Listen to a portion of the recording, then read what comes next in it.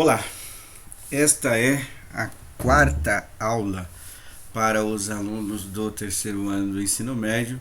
O tema será funções, né? Eu coloquei genérico porque tem os vários tipos aí de funções aí, né?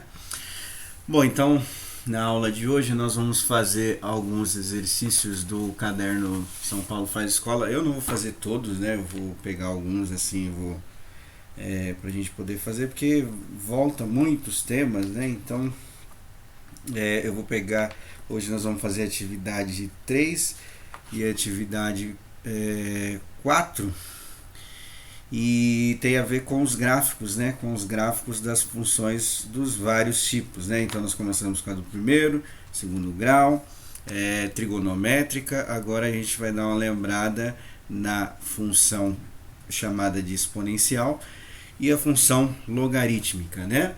E dentro disso nós vamos fazer 3 exercícios daquela lista, né? Que tem a ver com os temas que nós estamos estudando, que é o tema de funções, tá? Então, a primeira atividade de hoje será a atividade 3, que está na página 13 do caderno São Paulo Faz Escola, que tem a ver com um pouquinho do finalzinho da atividade 2, e aí ele pede para esboçar o gráfico, né, num papel quadriculado, sobre essas duas funções aí, né?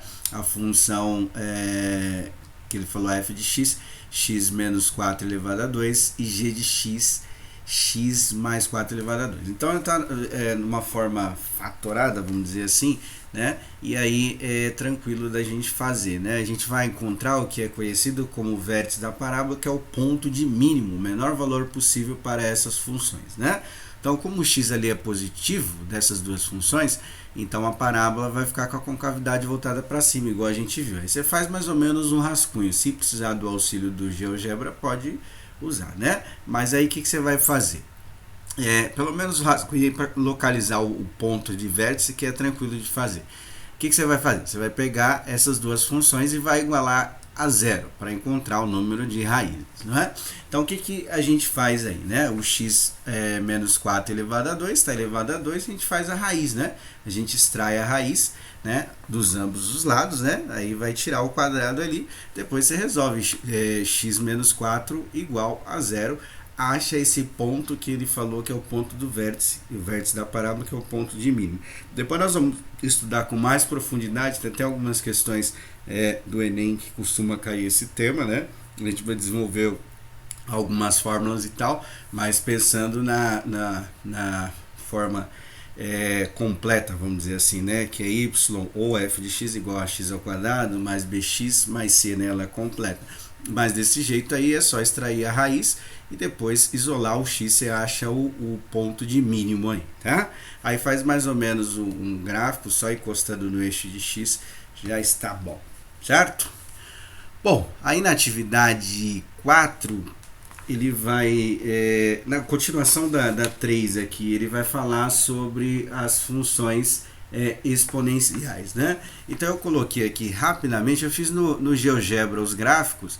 Se você não quiser fazer, né, pode fazer no GeoGebra também, só para ver, né? Porque matemática é a ciência que estuda os padrões, né? Então a gente identificando o padrão matemático de alguma coisa, acabou, né? A gente não precisa fazer muita coisa não, né? Então a função exponencial e a função logarítmica, elas são opostas, né, uma à outra, né? Então ela tem mais ou menos o mesmo parâmetro. Então eu montei 3 tipos de gráfico, né, para a gente poder identificar. Então fica uma curva e tem que tomar cuidado, porque se a gente, por exemplo, pensar só no eixo vertical ali, no eixo de y, se a gente só pensar nessa parte, parece que é uma metade de uma parábola, né? Essa curva que faz a função exponencial, né?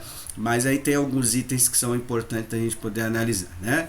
Primeiro, a função exponencial é a função que tem tipo a elevado a x, ou seja, a letra está no expoente. Nós já fizemos alguns exercícios sobre isso, né? Mas para a gente analisar o gráfico, então aí o padrão matemático é justamente esse, né? Se vocês quiserem só marcar, né, para vocês poderem lembrar, não tem problema não. Para a maior que 1, a função é crescente. Então aquele a nunca vai ser um número 1. Por que não pode ser 1? Porque 1, né? Eu colocar qualquer potência, 1 elevado a 3 dá 3, 1 elevado a 10 dá 10 e assim vai. Então não vai alterar muito, ele vai ter mais ou menos como se fosse uma linha constante, né? E a função exponencial ela tem que ter esse padrão aí de curva, né? Senão eu não consigo estabelecer aí o padrão da função exponencial. Então esse é o primeiro critério, assim como a função logarítmica também, tá? Então eu coloquei 3 gráficos aí, a gente percebe que é uma curva crescente e o padrão principal é observar no ponto y igual a 1, tá vendo? Todas elas passam no 1, né? Quando x for 0, y vai ser 1. Por que isso acontece? Porque como a gente está fazendo uma função exponencial, ela tem um número elevado a zero. E o número elevado a zero, provado matematicamente, que a gente fez algumas vezes, né? Costuma dar 1, tá? Outra coisa importante, além desse detalhe dela passar no ponto 0 e 1, 0 para x, 1 para y, ela nunca vai encostar no eixo de x, né? Então ela não tem, vamos dizer assim, raiz, né? Então se a gente observar aí, vocês podem até fazer no aplicativo, dar um zoom, né? Por mais que você aproxime lá na curva, ela nunca vai encostar no eixo de x, tá? No eixo de y ela encosta, né? E aí o padrão matemático para a função decrescente, né? Ou seja, ela está diminuindo, eu coloquei alguns valores lá, né? Vai ser os mesmos para a função logarítmica, só para a gente poder ver qual é o comportamento da curva. Repara também o detalhe que todas elas passam no ponto 0 e 1, né? Porque o número elevado a 0 é igual a 1. E aí ali está escrito para a maior do que 0 e menor do que 1, né? Ou seja, você fala a simbologia do intervalo, que eu acho mais fácil, né? O intervalo começa no 0 e termina no 1. Ou seja, qualquer número que tiver entre 0 e 1, eu vou ter uma função decrescente. Outra coisa importante a gente lembrar é que às vezes costuma ser apresentado, por exemplo, 4 elevado a menos x. Lembrando que aquela propriedade do expoente negativo, né? O expoente negativo a gente pode transformar esse número com fração, também pode ser feito assim, tá? Só para dar uma lembrada. Mas aí eu coloquei em forma de fração, né? 1 dividido para 4 dá 0,25, tá dentro daquele intervalo lá, né? 1 dividido para 3 dá aproximadamente 33 centavos, né? E 1 dividido para 2, 0,5 ou 0,50. Então o comportamento dessas daí, todas elas serão decrescentes, tá? Então esse é o padrão matemático da função exponencial. Por que eu estou falando isso, né? Relembrando aí para vocês, porque aqui na atividade 3, a continuação, né? Ele fala assim, agora vamos relembrar o gráfico da função exponencial, né? Tomando como exemplo o gráfico da função f de x igual a 2 elevado a x mais 3. Que será construída a partir do gráfico 2 elevado a x. E aí vai colocar o deslocamento para a esquerda no eixo de x.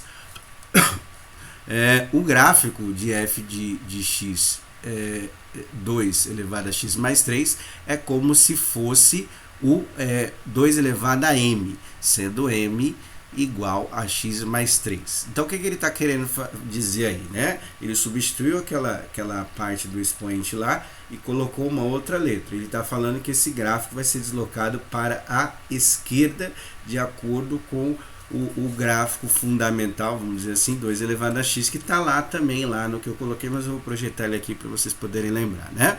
Então, ó, desse modo, é como se o eixo de x deslocasse, o eixo de y, perdão, deslocasse horizontalmente, de modo que, de tal forma que o antigo ponto x igual a 0 coincide com o novo ponto x igual a menos 3, né?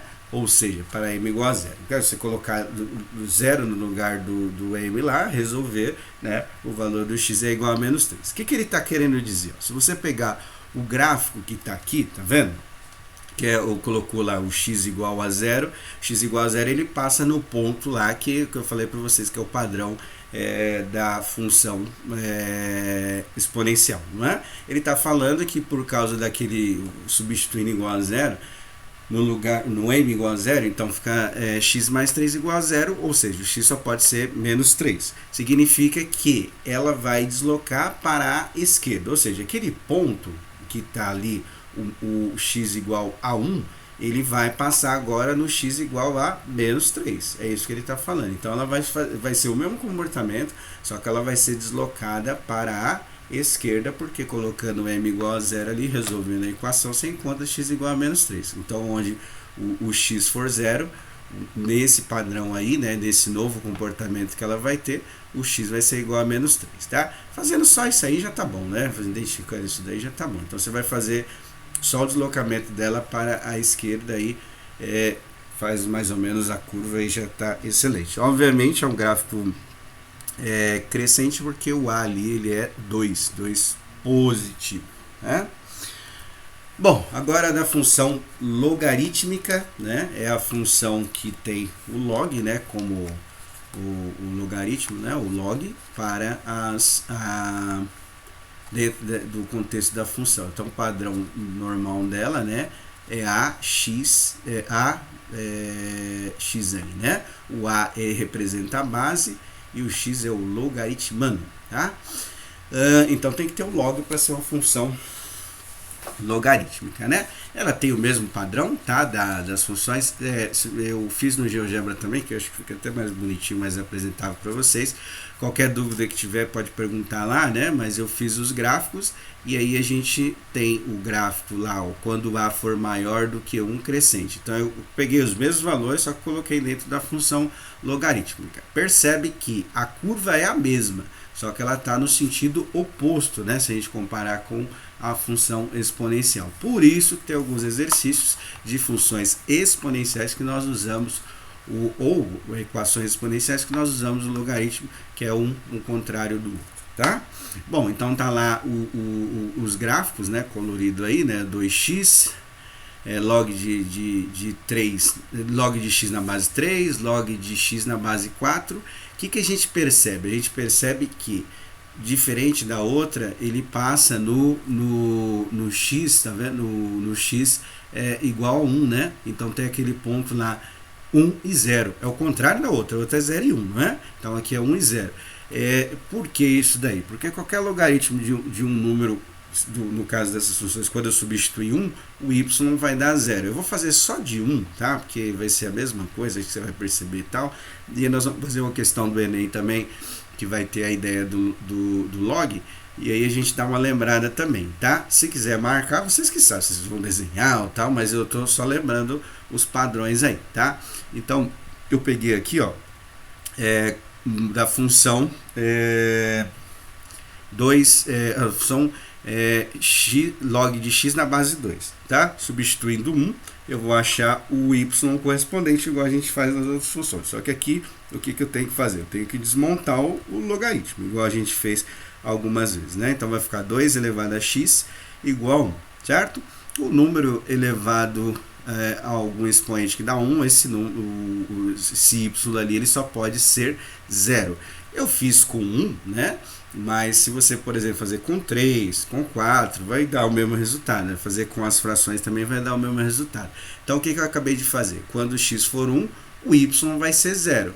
Por isso que as funções de log, ou função logarítmica, ela passa pelo ponto de x igual a 1 e y igual a 0. Porque qualquer logaritmo de um número que eu substituir 1 ali, né? Quando eu for fazer o cálculo para o y correspondente, eu vou encontrar a resposta 0, tá? Então, eu fiz só para dar uma lembrada. Aí tem lá o padrão matemático delas, né? Então, ali eu mantive a mesma coisa, né?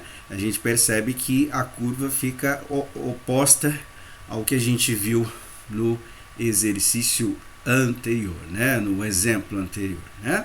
Então, tá aí os padrões matemáticos. Não muda muita coisa, só muda o formato da curva da função logarítmica, tá? Bom, então aqui tem um exemplo também para a gente poder fazer o gráfico, mais ou menos aí. Ele fala de novo no papel quadriculado, mas nós não temos. Faz aí mais ou menos no caderno, só um rascunho, ou pode ser até mesmo na apostila, tá? é só para entender as ideias. Ó, então vamos lá, ó. No caso das funções logarítmicas, né, vamos estudar a função y, 4 mais log de x menos 5 na base 2.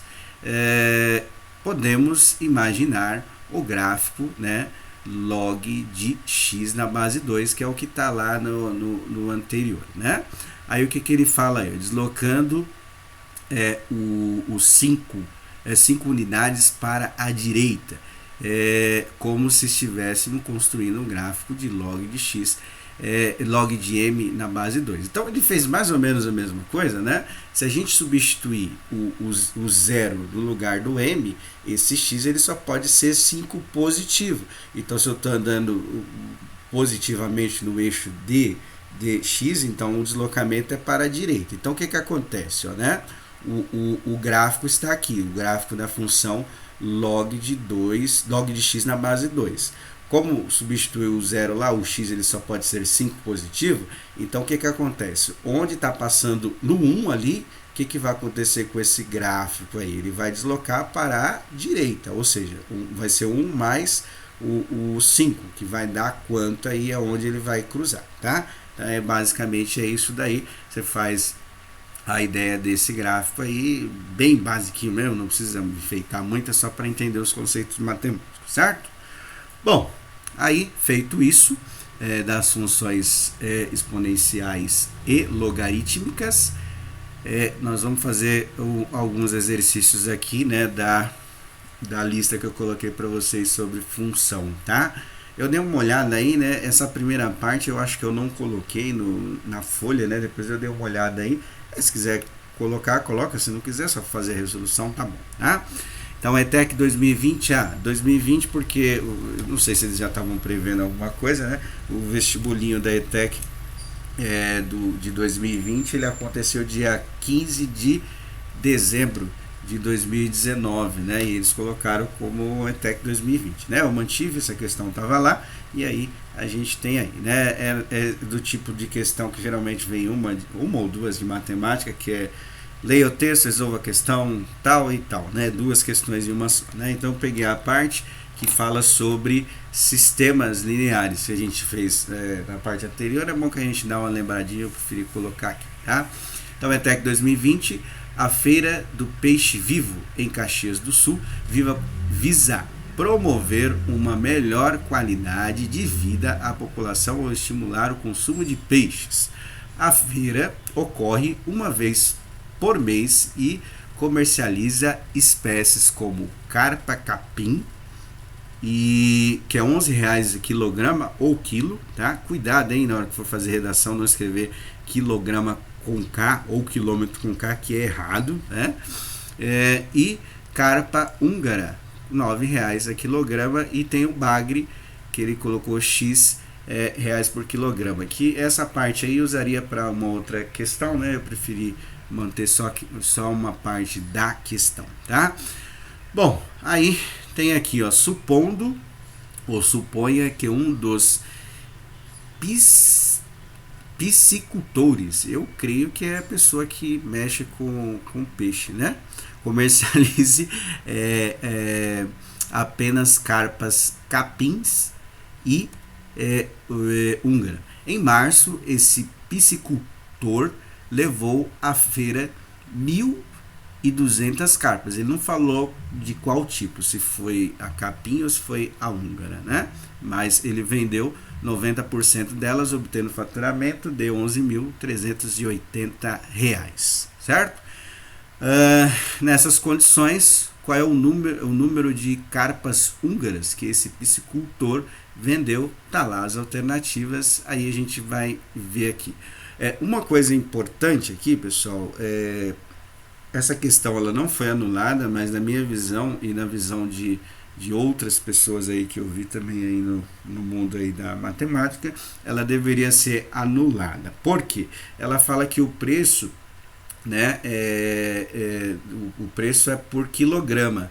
Então, para você montar o sistema, você ter o cara que desenvolveu o enunciado aí, ele deveria pelo menos colocar que cada carpa tem 1 quilo, mas isso é muito difícil, né? A matemática é perfeita, mas a natureza não é, né? Então, assim, dificilmente você vai ter vários peixes com o mesmo peso certinho, né? Isso não existe, né? Então, o contexto do exercício está mal formulado. Mas nós vamos imaginar o quê? Que cada carpa pesa 1 quilograma ou 1 quilo, né? Para ter mais sentido o exercício. Mas nenhum momento falou isso, né? Então a gente vai pensar nessa ideia aí, tá? Então vamos lá. Então, primeira coisa que tem que fazer, a gente tem que calcular as vendas. Ele falou que era o cara que vende peixe lá, né? Que a gente costuma chamar de peixeiro, mas ele dá um nome mais bonitinho, né? Ele vendeu 90% das carpas que ele levou para a feira, né? Então aí tem que fazer 1.200 e calcular 90% para saber quanto que ele vendeu, certo? Depois que você fazer isso, aí você vai ter que calcular o número de carpas húngaras, que tem dois tipos, capim e húngara, né? Então nós vamos montar o sistema. O primeiro sistema vai ser o quê? Eu chamei de C, que é capim, e H, húngara, né?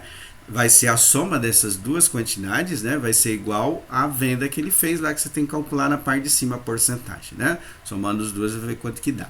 E depois vai ser em cima, a outra equação vai ser em cima do preço, que a primeira carpa, a capim custa R$11, pensando que é 1 quilo, né? Cada carpa, e a carpa húngara R$9, né? Dando faturamento de 11.380. Então aí a gente vai montar um sistema e vai ter que resolver somente o H, né? Então ele quer que resolva o H só, tá? Quem for fazer pelo método da substituição, o ideal é isolar o C lá na parte de cima, né? E aí você substitui embaixo só o quanto vale o C em função de H, né? Aí você só calcula o H, só precisa calcular o H, tá? E aí, quem for fazer pelo método da regra de Cramer, né, faz o determinante e faz o determinante substituindo os valores da venda e o faturamento no H para poder calcular o determinante. Não precisa fazer todos o processo não, né?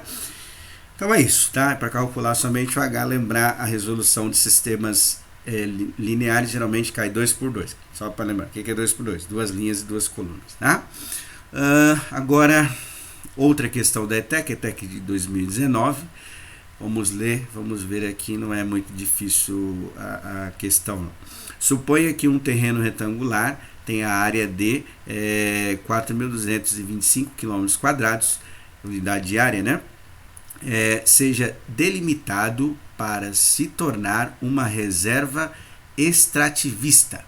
Se o comprimento do terreno excede em 100 km sua largura, X, que ele chamou, né?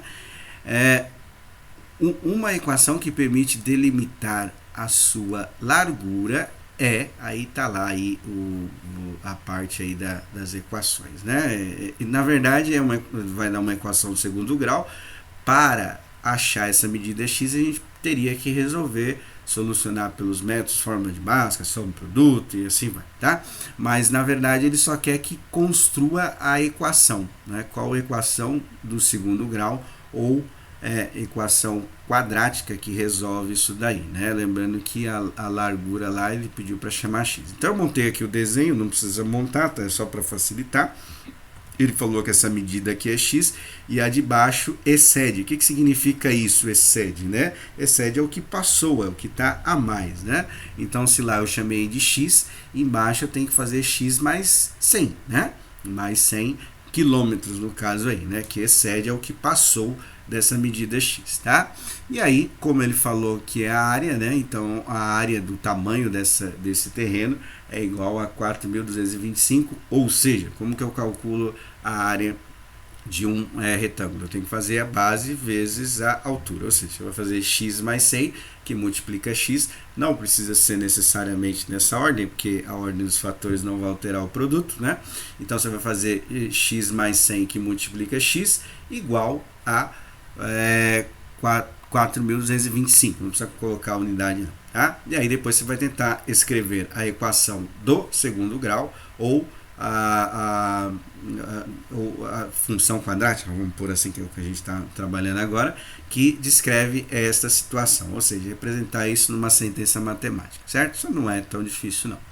Agora, a questão 7 já é um pouquinho difícil, né? Eu vou fazer uma parte dela e vocês vão tentar construir a outra parte que tem a ver com o tema, o último tema que nós estudamos na aula de hoje, dentro do caderno São Paulo Faz Escola, que é a função logarítmica, tá? Então caiu no Enem 2019.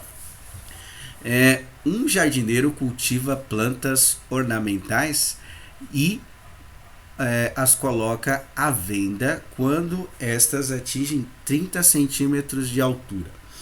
Esse jardineiro estudou o crescimento de suas plantas em função do tempo e deduziu uma fórmula que calcula a altura em função do tempo, a partir do momento em que a planta brota no solo até o momento que ela atinge a sua altura máxima, que é de 40 centímetros, certo?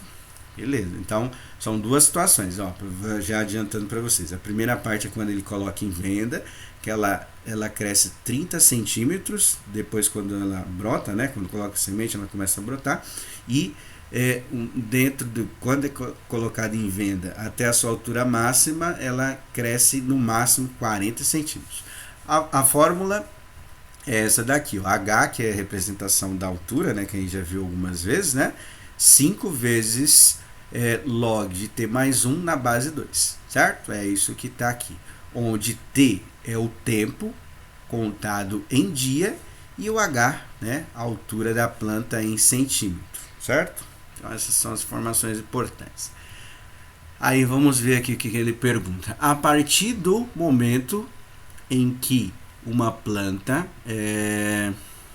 uma dessas plantas é colocada à venda, em quanto tempo em dia ela alcançará a sua altura máxima? Então ele falou para a gente comparar aquela parte dos 30 centímetros, quanto tempo ela gasta para chegar a 30 centímetros, e depois que a gente localizar esse tempo, a gente vai comparar desse tempo de venda, que é quando ela atinge 30 centímetros, para quanto tempo ela vai atingir a altura máxima, que no caso seria os 40 centímetros. Então tem que fazer dois cálculos usando aquela função.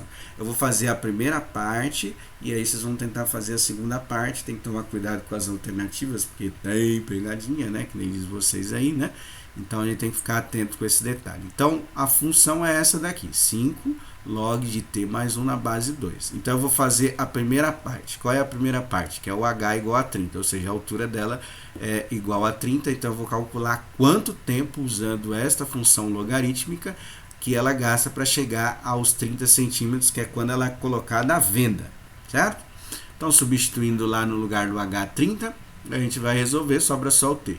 Esse 5 está multiplicando, o contrário de multiplicar é dividir. Então vai ficar 30 dividido por 5, né, igual a log de t mais 1 na base 2. 30 dividido por 5 costuma dar 6. Não é? Então vai ficar 6 é igual a log de t mais 1 na base 2. Aí aqui eu vou desmontar o log, né, aplicando a propriedade de existência do logaritmo, que é isso daqui. Né? Eu vou fazer esse elevado a esse igual a esse outro camarada. Eu fiz ao contrário aqui, eu mantive assim para não confundir muito vocês, né? Então vai ficar 2 elevado a 6 é igual a t mais 1. Tirei ali o parênteses porque não tem nada, não vai alterar em nada, né? Então vou resolver 2 elevado a 6, que é 2 vezes 2 vezes 2 vezes 2, 6 vezes, né? 2 vezes 2, 4, 8, 16, 32, 64. Então 2 elevado a 6 é igual a 64. 64 é igual a t mais 1.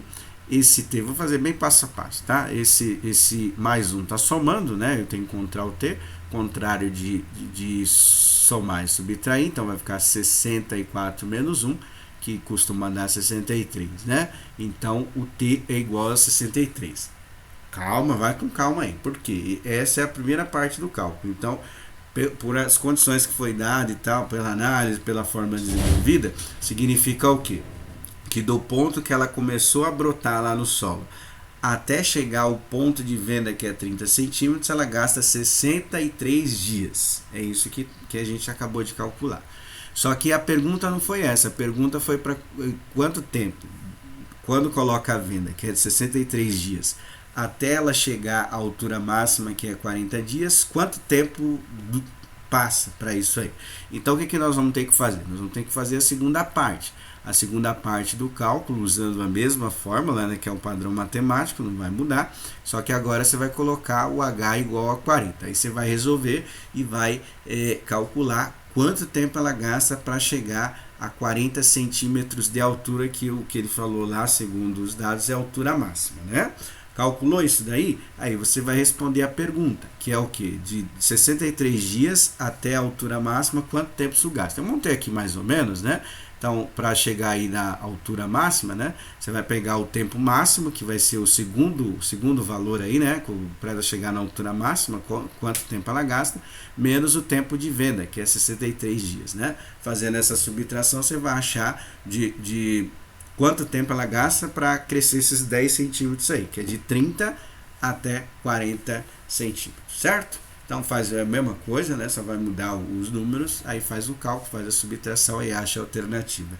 É provável que quando você substituir 40 aí, você vai achar uma outra alternativa, né? A alternativa A é 63, né? Mas não é isso que perguntou, né? É provável que você ache a segunda parte aí, vai achar alguma alternativa, mas tem que fazer a subtração dos dois para dar a resposta correta, certo? Bom, então é isso na aula de hoje. Né, a gente vai, eu não vou fazer, voltando, não vou fazer todos os exercícios do Caderno São Paulo Faz Escola, né, eu vou selecionar alguns aí do que eu acredito que venha cair na prova da AP e tentando fazer esse link com as questões também de vestibulares, né, mais precisamente do Enem, porque a ETEC, vocês viram aí que não cai muita coisa, não foge muito da função do primeiro e do segundo grau, tá bom? Então é isso, qualquer dúvida coloca lá no WhatsApp, aí na segunda-feira, a gente tem mais uma aulinha de matemática. Tchau, tchau, até!